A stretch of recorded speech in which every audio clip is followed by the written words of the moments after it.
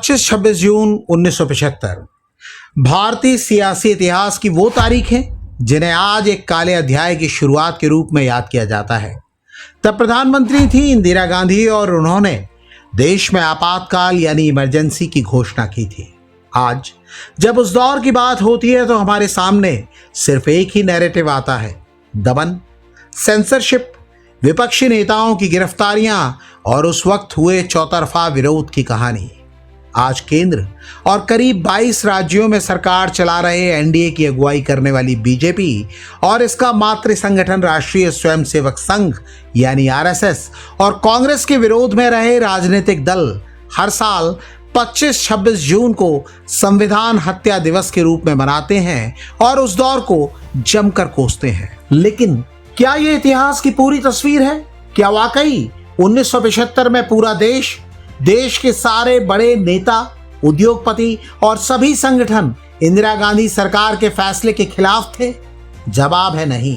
इतिहास का एक दूसरा पहलू भी है जिस पर अभी कम बात होती है, लेकिन जब आप पुराने अखबारों, इंडिया टुडे जैसी मैगजीन्स और सीपीएम जैसे राजनीतिक दलों की वेबसाइट्स देखते हैं तो आपको वो पक्ष भी दिखता है।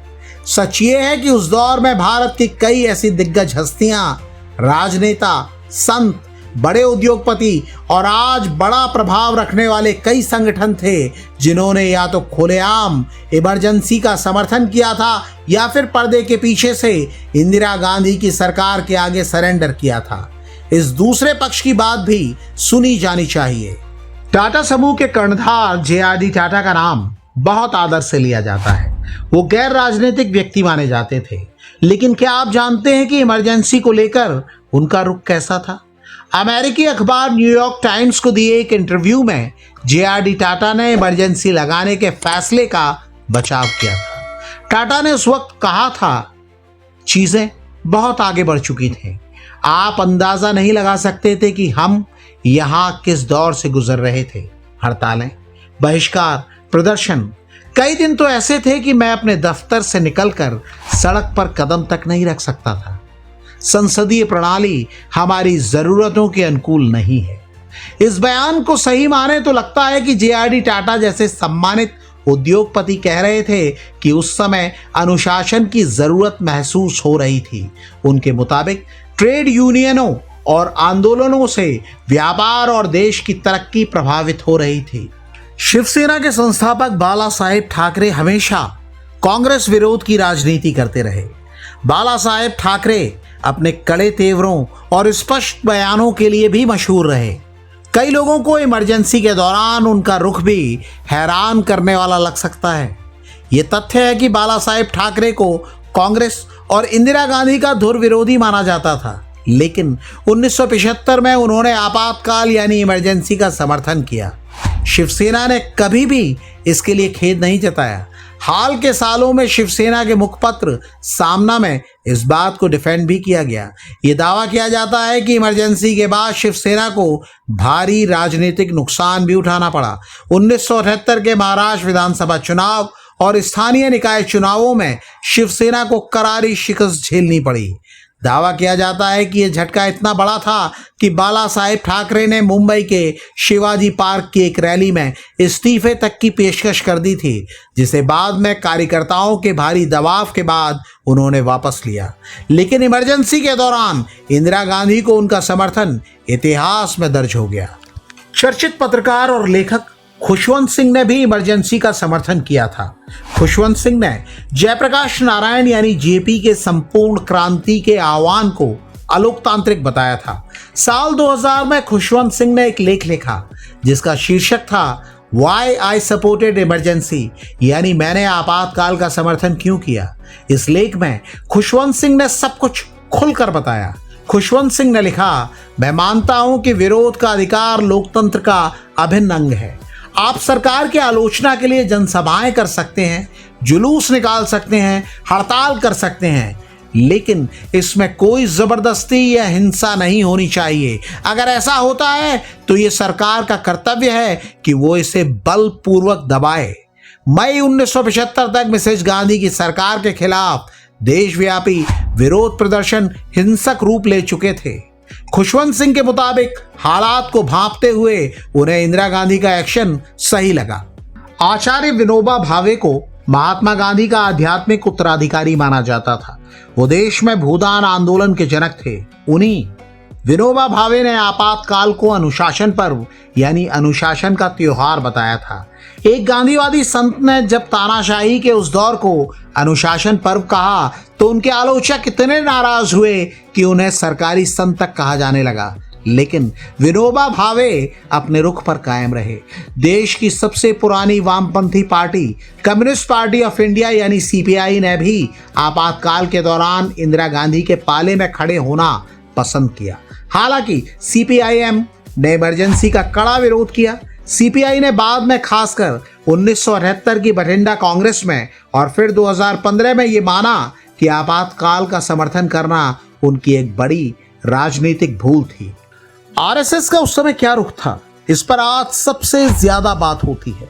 राष्ट्रीय स्वयंसेवक संघ यानी आरएसएस और बीजेपी में शामिल कई नेता खुद को इमरजेंसी के खिलाफ लड़ाई का सबसे बड़ा योद्धा बताते हैं, लेकिन इस दावे पर सवाल उठते रहे हैं। बीजेपी तो उस समय थी नहीं, जनसंघ था और उसका मातृ संगठन आरएसएस एक बड़ा संगठन था। सीपीआईएम की वेबसाइट पर प्रकाशित ऐतिहासिक दस्तावेजों और क्रिस्टोफ जाफरलो और प्रीतिनव अनिल की किताब इंडिया फर्स्ट डिक्टेटरशिप के संदर्भों को देखें तो एक अलग तस्वीर सामने आती है और ये इमरजेंसी के दौरान आरएसएस के शीर्ष नेतृत्व के समर्पण और समझौतों की कहानी सुनाती है। आपातकाल लागू होने के बाद 4 अगस्त 1975 को आरएसएस पर प्रतिबंध लगा दिया गया। उस समय आरएसएस के सरसंघचालक यानी सुप्रीमो थे बाला साहेब देवरस। उन्हें यरवदा जेल में बंद किया गया था। जेल से बाला साहेब देवरस ने तब की प्रधानमंत्री इंदिरा गांधी को एक के बाद एक कई पत्र लिखे। ये पत्र हिंदू संगठन और सत्तावादी राजनीति नाम की पुस्तक में भी छपे हैं। इन पत्रों में कहीं भी इमरजेंसी का विरोध नहीं था, बल्कि जेल से रिहाई और संघ पर से बैन हटाने की गुहार थी। 22 अगस्त 1975 को लिखे अपने पहले पत्र में देवरस ने इंदिरा गांधी के 15 अगस्त के रेडियो भाषण की तारीफ करते हुए लिखा, जेल से मैंने 15 अगस्त 1975 को राष्ट्र के नाम आपके संदेश को बहुत ध्यान से सुना। आपका भाषण अवसर के अनुकूल और संतुलित था। जानकार इस बात पर गौर करने के लिए कहते हैं। वो कहते हैं कि जिस भाषण में इंदिरा गांधी आपातकाल, सेंसरशिप और गिरफ्तारियों को सही ठहरा रही थी, उसे संघ प्रमुख संतुलित बता रहे थे। देवरस ने आगे लिखा, संघ ने कभी सरकार के काम में बाधा नहीं डाली और संघ देश के विकास में सरकार का साथ देने को तैयार है। उन्होंने इंदिरा गांधी से मिलने का समय भी मांगा था।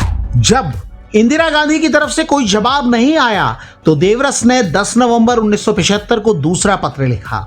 इस बार वजह थी सुप्रीम कोर्ट के इंदिरा गांधी के चुनाव को वैध ठहराने का फैसला। देवरस ने पत्र की शुरुआत ही बधाई से की। मुझे आपको बधाई देने दीजिए कि सुप्रीम कोर्ट के 5 जजों ने आपके चुनाव की वैधता को बरकरार रखा है। उन्होंने आगे लिखा कि अगर आरएसएस के स्वयं सेवकों को रिहा किया जाता है तो उनकी निस्वार्थ सेवा का उपयोग प्रधानमंत्री के नेतृत्व में देश के उत्थान के लिए किया जा सकता है। जब इंदिरा गांधी विनोबा भावे के पवनार आश्रम जाने वाली थी तो 24 फरवरी 1976 को देवरस ने विनोबा भावे को भी पत्र लिखा कि वो प्रधानमंत्री के मन से संघ के प्रति गलतफहमियां दूर करें ताकि संघ के कार्यकर्ता प्रधानमंत्री के नेतृत्व में देश की प्रगति के कार्यक्रमों में भाग ले सकें। जानकार दावा करते हैं कि ये सारे पत्र 18 अक्टूबर 1977 को महाराष्ट्र विधानसभा के पटल पर रखे गए थे। तब एसबी चौहान मुख्यमंत्री थे। दस्तावेजों और उस दौर को करीब से देखने वाले समाजवादी नेता बाबा आढ़ाव और भारतीय लोकदल के नेता ब्रह्मदत्त ने बाद में याद किया था कि जेल में बंद कई आरएसएस कार्यकर्ताओं ने माफीनामों और अंडरटेकिंग्स पर दस्तखत किए थे ताकि वो जेल से बाहर आ सकें। उत्तर प्रदेश और मध्य प्रदेश जैसे राज्यों में तब जनसंघ बहुत मजबूत था, लेकिन वहां के कई विधायकों ने पाला बदलकर कांग्रेस का दामन थाम लिया था। जून 1976 में यूपी जनसंघ की यूनिट ने सरकार को समर्थन देने का वादा कर दिया था।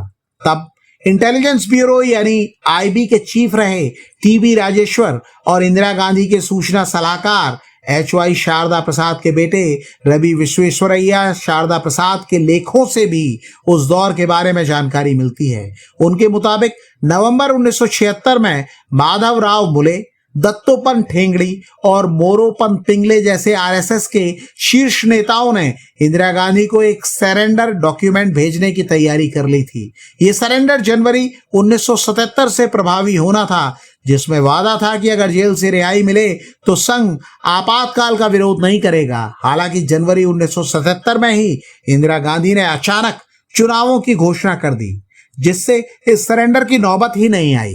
बीजेपी के संस्थापक और पूर्व प्रधानमंत्री अटल बिहारी वाजपेयी के बारे में भी सुब्रमण्यम स्वामी ने साल 2000 में द हिंदू में लेख लिखा था और सनसनीखेज दावा किया था। वाजपेयी जी आपातकाल के 21 महीनों में से करीब 20 महीने पेरोल पर अपने घर पर रहे थे, क्योंकि उन्होंने शुरुआत में ही सरकार के खिलाफ किसी भी गतिविधि में शामिल न होने का बॉन्ड भर दिया था। हो सकता है ये भी आरएसएस और जनसंघ के नेताओं की कोई रणनीति रही हो, लेकिन उस दौर का एक सच ये भी था। जानकार कहते हैं कि तब की पीएम इंदिरा गांधी ने जो किया वो निश्चित रूप से भारतीय लोकतंत्र पर एक बड़ा आघात था, जिसकी कीमत उन्होंने 1977 के चुनावों में करारी हार के साथ चुकाई।